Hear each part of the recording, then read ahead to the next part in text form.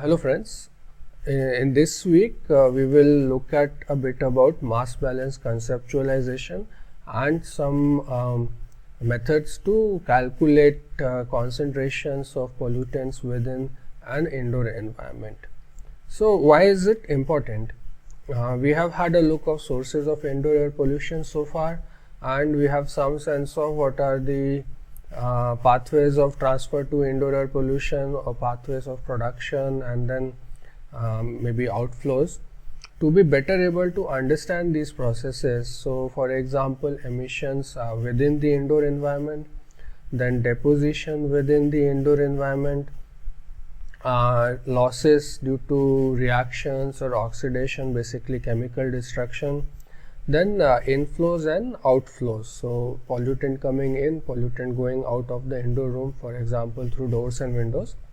So to be able to better understand and have a better sense of the flows and pathways, we should be able to conceptualize the problem of indoor air pollution and represent mathematically also this framework. So what is a model? It is a simplified representation of actually a very complex system. For example, you can have in larger scale you have Earth system models, but these are very complex because they aim to model very tiny processes also. So it becomes difficult to run them on maybe a desktop computer because they are very complex, they need more computation power. So we have also models which are a simplified representation of a complex system. The level of simplification depends on what we want to study, what is our objective with the model. There is a saying that all models are wrong and some models are useful. So this is the essence, that the model should be able to serve the purpose which we are making it or using it for. So assuming that is done, the model will allow us to understand what is happening and also be able to predict what may happen in the future. So generally models will give the information, but of course because it's a simplified representation of a more complex system, the information will be within certain bounds of uncertainty. So we must also be able to gauge that what is the level of certainty we are looking at, or what is the level of uncertainty in the model results. With all these three, it is important that when we say simplifying a model, the key is to be able to incorporate the major components, whichever we want to represent or understand, that will allow us to find or understand what we want to find or understand. So if we want to find or understand the flows, we must have a better representation of a flow. If we don't parameterize flow in a model and we want to understand flow, that is not going to happen. So the key is to be able to incorporate the important components that will allow us to find or understand whatever we want to find or understand. So essential component is what is the problem at hand. So is the problem related to the concentrations of indoor air contaminant in our case? Then what are the variables we want to include? So concentration, maybe some reactions we want to input. So how do we input those reactions, especially, and then deposition, especially if it is particulate matter. So how do we parameterize deposition?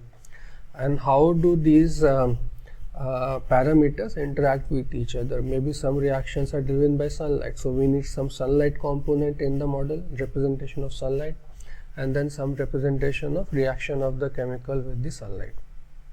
So what are the relationships we are going to have? And then there is a prediction. So we set up the model, we run the model, and then we have a prediction. So once we have some numbers, an important step is to check if the model is actually giving numbers which are close to what is being observed. So basically this is an evaluation. Once we set up the model, we have to check the output, and if the output matches with something we have observed, then this gives us more backing and more confidence in the model. and sometimes this will give information that will help us to better add or better represent the variables and relationships and then predict again. And once this cycle is done, we can develop a quantitative understanding and actually do the maybe more robust predictions. So this is the whole flowchart of modeling. Now this can be done by means of course computers, but even in computers we need to know what we are going to parameterize. So that means we have to develop a mathematical framework. So here we say we are going to study indoor environment. So we will start with, for example, an indoor room with this is sort of the representation of a room as a one box, and we have the indoor air. Now this air will also have some aerosols, which is the dust particles or particulate matter. So these are represented as these dots. Then we can have a chemical X, which in this case could be maybe gaseous chemical. So it is basically together with air, this is existing inside the whole indoor room. Sometimes the gas the chemical which is in gas can also partition to the aerosols themselves. So then we have a partitioning, so the chemical in pure gas phase, and then the chemical is also in the attached phase. So now the fate of the chemical depends on the fate what is happening in the gas, but also the fate of the aerosol itself. The gaseous part, for example, will not deposit because it's in gas, it will just be in the air. But once it attaches to a particle, the dust will settle. So together with the dust, the gas or the chemical itself will settle down. So what will we have in a mass balance schematics? So I'm going to draw this indoor air room again.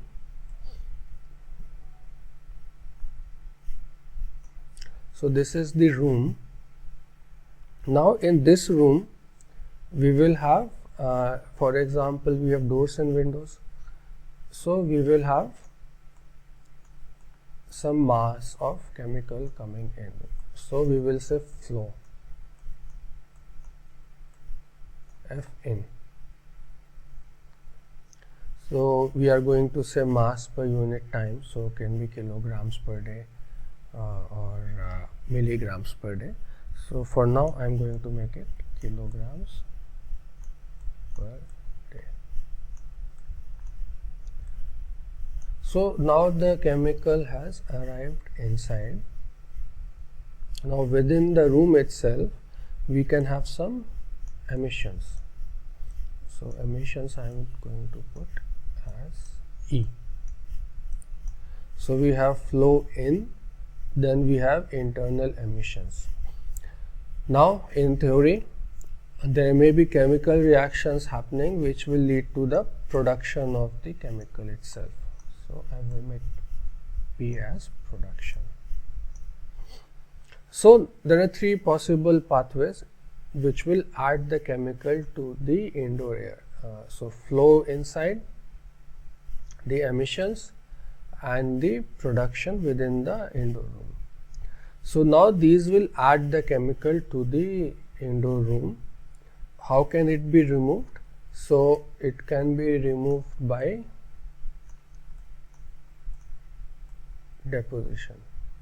All these are in kilograms per day or mass per unit time. So E, P, D are all in kilograms per day.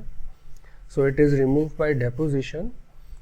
Then it may also be removed by some reactions. So it could be like photolytic destruction or destruction by some oxidative species. So the compound breaks down. So it will be a chemical reaction loss. So I am going to make it R for reaction. Then finally the air is coming in, so the air will go out also. So I am going to make it F flow out. So this is like a outflow. So inflow and outflow, and we will have a mass of M resulting from all of this. We will have a mass mass at any time within the room. Mass of X at any time within the room. So we have the sources F in inflow, then emissions, then production, all in kilograms per day. These are adding.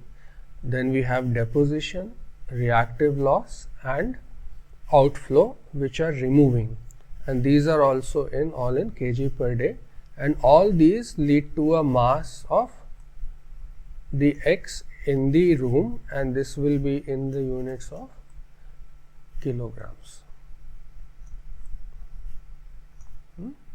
So I will show it in this way. So here we have different sources in red color. So inflow, which is F in, then production, which is P, then emissions, which are E. These are all sources in red color. Then we have loss. So this is chemical reaction, deposition, and outflow. And these are the sinks. These lead to some mass in indoor air, which is m kilograms.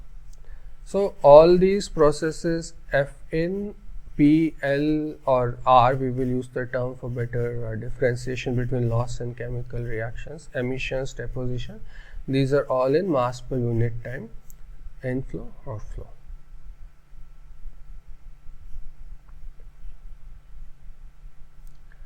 So now we can have a mass balance. So the rate of change of m, we have m here.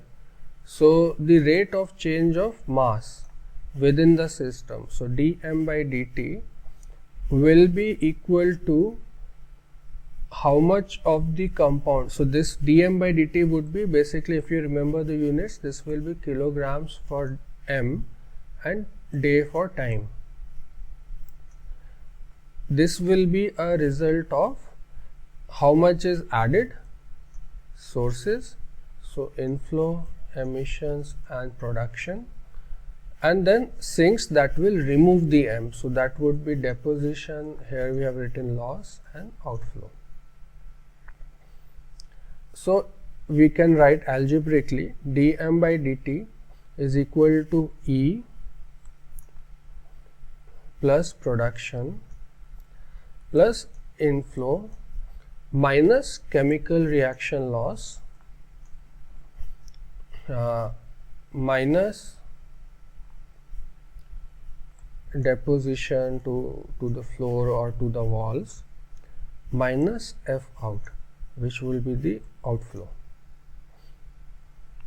So we have sort of an algebraic representation. So here I have used the notation kilograms per second. It can be kilograms per second or kilograms per day, but it is important to have same units.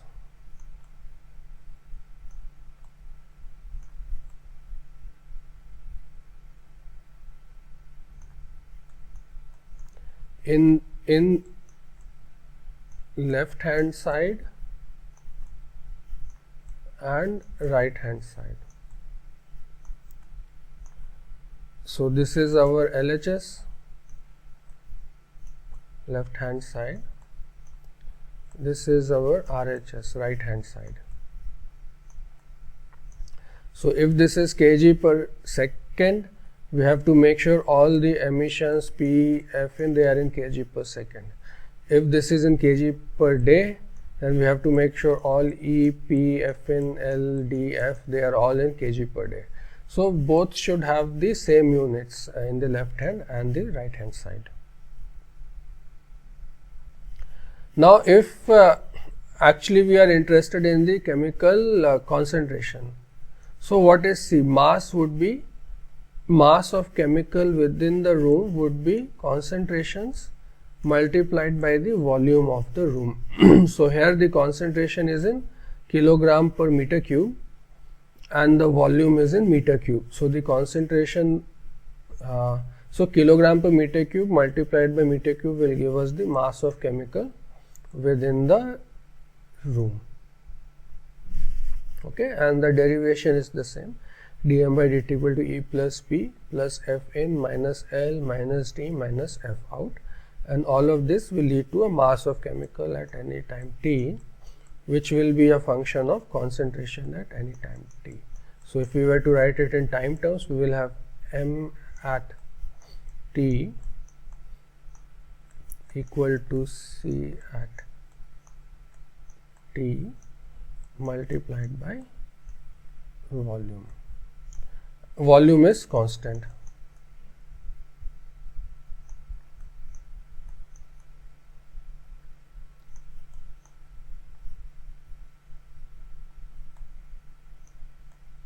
Because the volume of the room is not changing. The room is the room, which remains the same.